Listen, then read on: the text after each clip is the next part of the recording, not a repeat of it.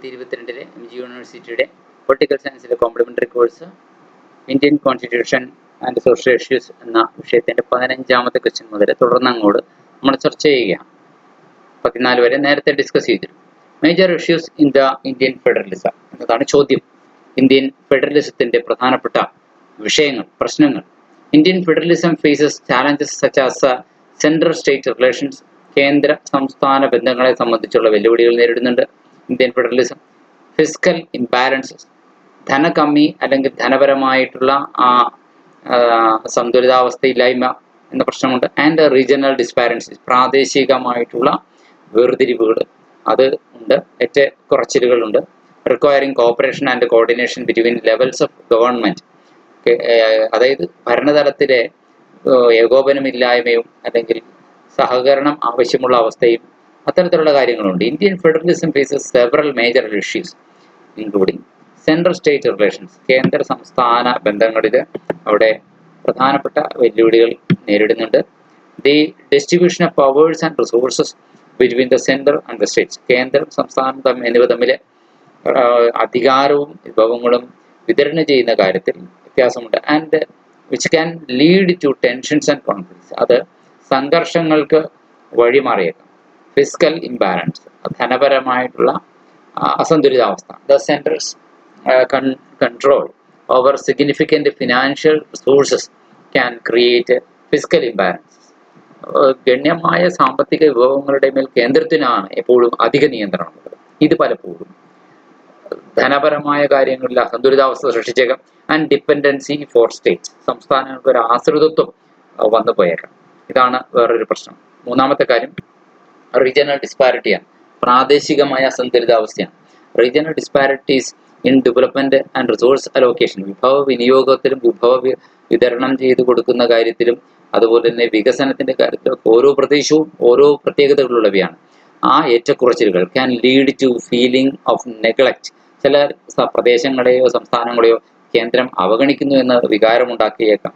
പാർശ്വവൽക്കരിക്കപ്പെടുന്ന സംസ്ഥാനങ്ങൾ എന്ന വികാരമുണ്ടാക്കിയേക്കാം. മാർജിനലൈസേഷൻ എന്ന വികാരമുണ്ടാക്കിയേക്കാം.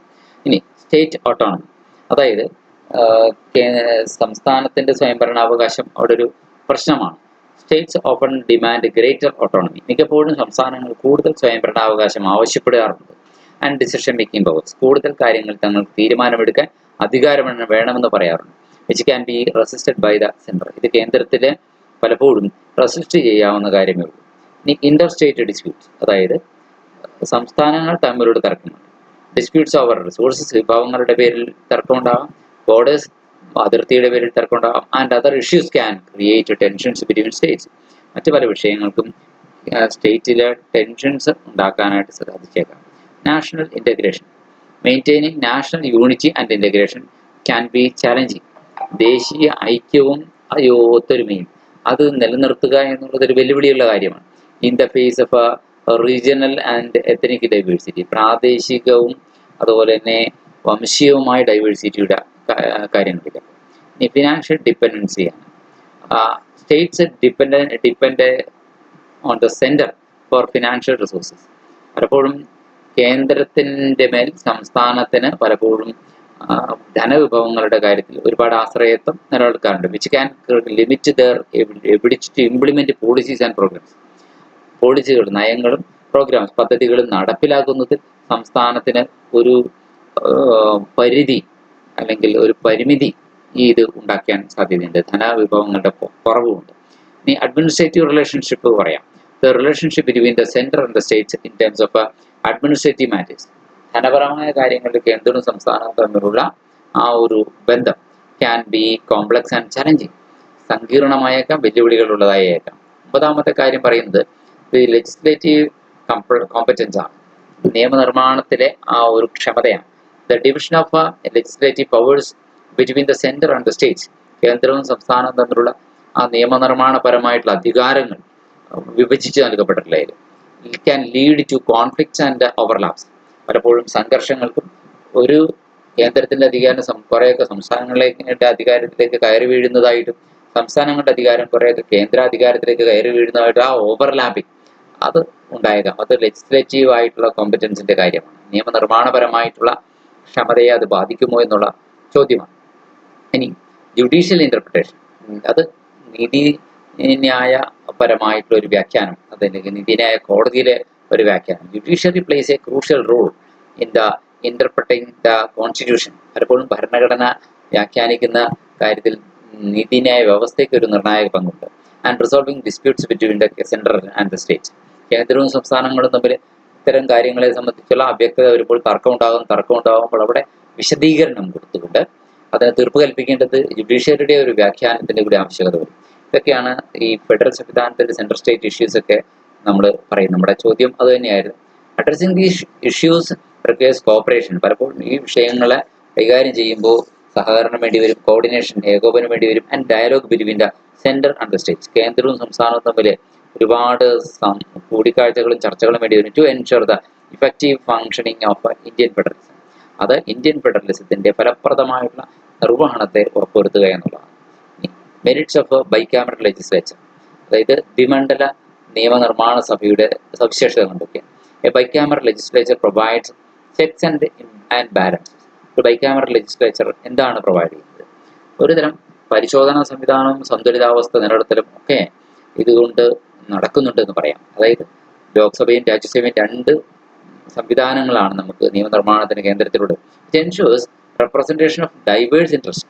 വൈവിധ്യമുള്ള താല്പര്യങ്ങളുടെ സംരക്ഷണം ഉറപ്പുവരുത്തുന്നു, പ്രാതിനിധ്യം ഉറപ്പുവരുത്തുന്നു. And promotes liberation, deliberation and debate on important issues. സുപ്രധാന വിഷയങ്ങളുടെ ചർച്ചകളും സംവാദങ്ങളും നടക്കുന്നു. A bicameral legislature has several merits. ഒരുപാട് ഗുണങ്ങളാണ് ഇതുകൊണ്ടുള്ളത്. ലോക്സഭ, രാജ്യസഭ എന്നിങ്ങനെ ദ്വിമണ്ഡല നിയമനിർമ്മാണ സഭ നമുക്കുള്ളത് കൊണ്ടുള്ള ഗുണങ്ങൾ. ചെക്സ് ആൻഡ് ബാലൻസസ്, അതാണ് bicameral legislature provides a system of check and balances. ഒരു സന്തുലിതാവസ്ഥയും അതുപോലെ തന്നെ പരിശോധനാ സംവിധാനവും എന്ന നിലയിൽ പ്രവർത്തിക്കുന്നു. Ensuring that no single chamber dominates the legislative process. നിയമനിർമ്മാണ പ്രക്രിയയിൽ ഏതെങ്കിലും ഒരൊറ്റ ചേംബർ മാത്രം ആധിപത്യം പുലർത്തുന്നു എന്ന് പറയാതെ നമുക്കൊരു സന്തുലിതാവസ്ഥ നിലനിർത്താൻ കഴിയുന്നു. സംസ്ഥാനങ്ങൾക്ക് സ്റ്റേറ്റ്സിന് വേണ്ടിയിട്ടുള്ള ഒരു സമിതിയാണ്, ഒരു അസംബ്ലിയാണ് പലപ്പോഴും രാജ്യസഭ എന്നത്. അപ്പോൾ സംസ്ഥാനങ്ങളുടെ ഒരു ആവശ്യങ്ങൾക്ക് ഒരു ശ്രദ്ധ തീർച്ചയായും ലഭിക്കും. Then deliberation and debate. A bicameral legislature promotes deliberation and debate on important issues. സുപ്രധാന വിഷയങ്ങളിൽ നന്നായി ചർച്ച നടക്കാനായിട്ട് ഇത് പ്രയോജനകരമാണ്. Leading to more informed decision making. കൂടുതൽ കാര്യങ്ങൾ അറിഞ്ഞു ബോധ്യപ്പെട്ടിട്ടുള്ള തീരുമാനമെടുക്കലിലേക്ക് ഇത് നയിക്കുന്നു. മൂന്നാമത് റെപ്രസെന്റേഷൻ ഓഫ് ഡൈവേഴ്സ് ഇൻട്രസ്റ്റ്. വൈവിധ്യമുള്ള താല്പര്യങ്ങളുടെ സംരക്ഷണമാണ്, പ്രതിനിധീകരണം. A bicameral legislature can represent diverse interest and perspectives. വൈവിധ്യമുള്ള താല്പര്യങ്ങളും വീക്ഷണകോണുകളും തീർച്ചയായിട്ടും പ്രതിനിധീകരിക്കേണ്ടി വരും.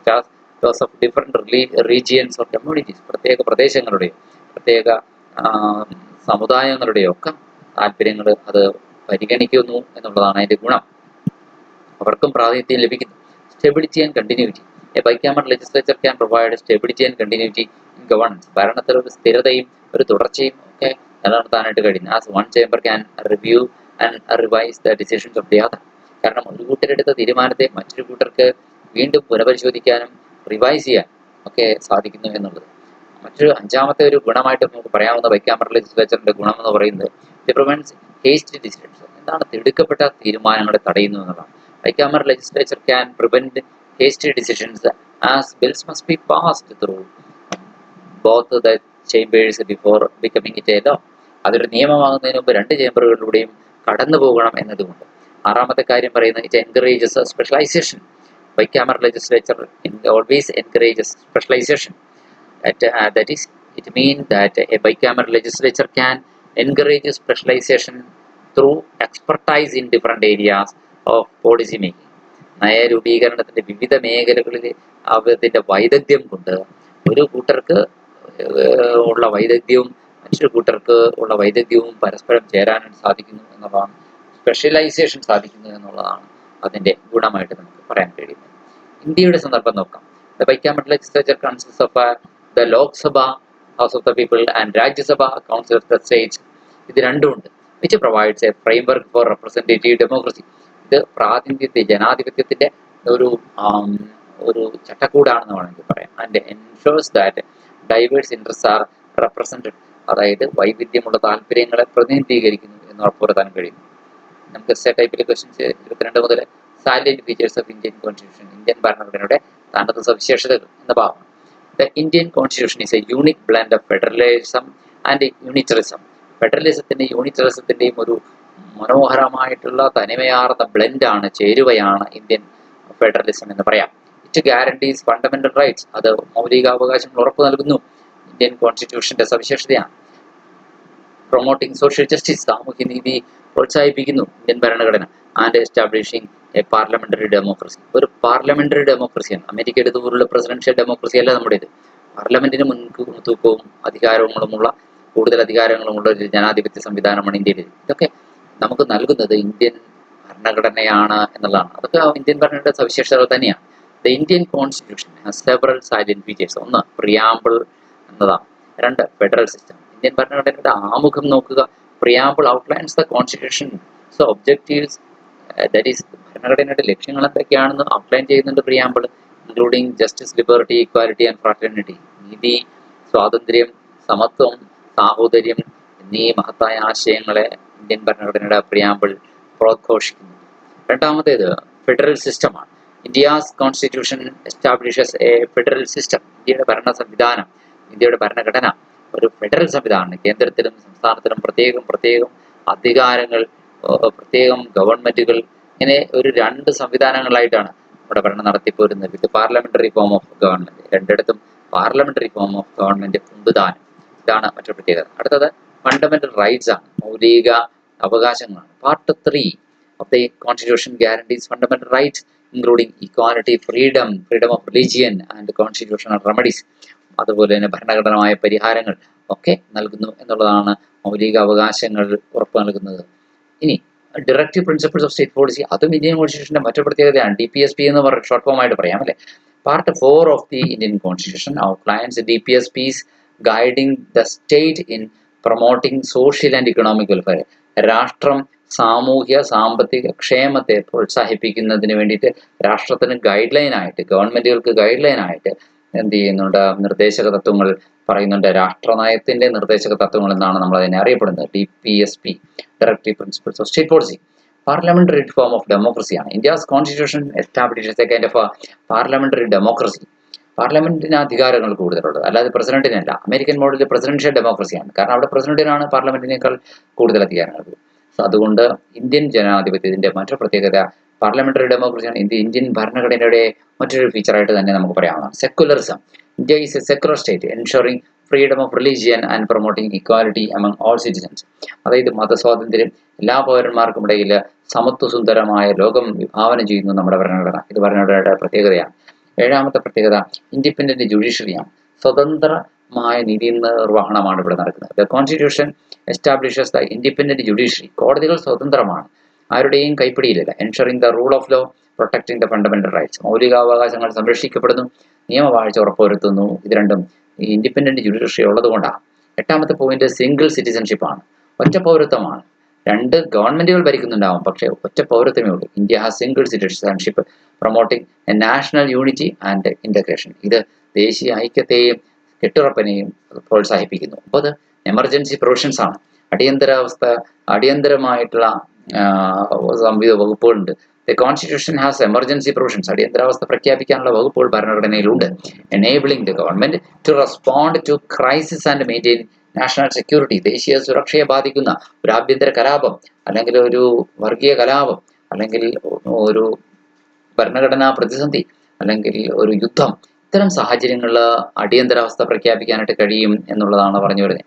ഇത് കൂടുതൽ ജാഗ്രതയോടെ ക്രൈസിസിനെ ഓവർകം ചെയ്യാൻ സഹായിക്കുന്നു എന്നുള്ളത്. ഇനി 10ാമത്തെ പോയിന്റ് ഇന്ത്യൻ ഭരണഘടനയുടെ കോൺസ്റ്റിറ്റ്യൂഷന്റെ പ്രത്യേകത അമെൻഡബിലിറ്റി ആണ്. അതായത് the constitution is amendable, allowing for changes and updates to reflect evolving societal needs.